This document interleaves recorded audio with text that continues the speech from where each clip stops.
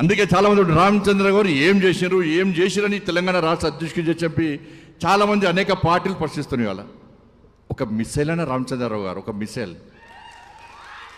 నాకు కూడా అంతమంది తెలియపోతుండే ఈ కుంటుకుంటూ నడుస్తుంటే నేను పోయి అడిగిన ఒకసారి, మీరు పోయి అడగండి అన్న ఒకసారి, కళ్ళ నీళ్ళు వస్తాయన్న చరిత్ర వింటే. నేను పోయి అడిగినా ఏమన్నా ఈ కుంటుకుంటూ నడుస్తావు ఏం రోగం అన్నా నీకు అన్న వ్యంగ్యంగా ఆయన చెప్తున్న కళ్ళ నీళ్ళు వచ్చినాయి అన్న. అఖిల భారతీయ విద్యార్థి పరిషత్ ఈ చేయి కూడా వంకర ఉంటుంది ఆయన, అది చేయి వంకర ఉంటుంది, కాలు వంకర ఉంటుంది.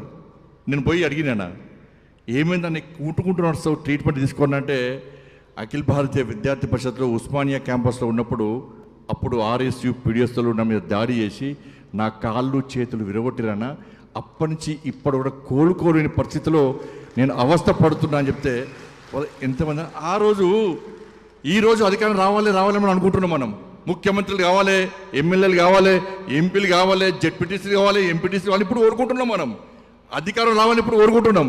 కానీ ఆ రోజు అధికారంలోకి వస్తామని ఎవరు తెలియదు.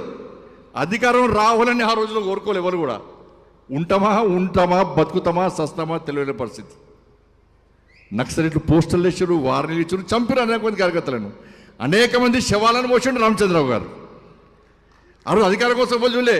కానీ నక్సలైట్లు దాడి చేసినా, ఆర్ఎస్ పీడిఎస్ దాడి చేసినా కూడా మాకు అధికారం గురించి ఆలోచించకుండా, ఎమ్మెల్యే ఎంపీ కావాలని కోరిక లేకున్నప్పుడు కూడా ఇలా నమ్మిన సిద్ధాంతం కోసం, కాషాయపు జెండా కోసం, కమలపు జెండా కోసం కష్టపడి పనిచేసే గొప్పలున్న వీళ్ళందరూ కూడా.